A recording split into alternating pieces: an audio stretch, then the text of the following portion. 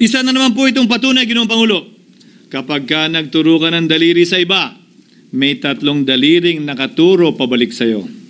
Pangatlo, sa pagdinig ng Blue Ribbon Committee kung saan niname drop ako ni Yusek Bernardo, bagaman inamin niyang personal na mismo na hindi niya rekta kung nakausap o binigyan ng anuman, bigla namang tumestigo si retired Master Sergeant Gutesa at muling pinangalanan si Martin Romualdez na hinahatiran daw niya ng pera sa mismong bahay nito. Ang bawat malita ay may lamang humigit kumulang 48 million pesos. Kalimitang dinadala sa bahay ni Congressman Saldico, ibababa lamang namin ay 35 malita para i-deliver sa bahay ni House Speaker Martin Romualdez. Gamit ang script niya sa pagturo sa akin, ayan na naman, may 3 daliring nakaturo palagi pabalik sa kanya tuwing ginagawa niya yan. Ulitin ko po for the record, Ginoong Pangulo, ang sinabi ni retired Master Sergeant Gutesa.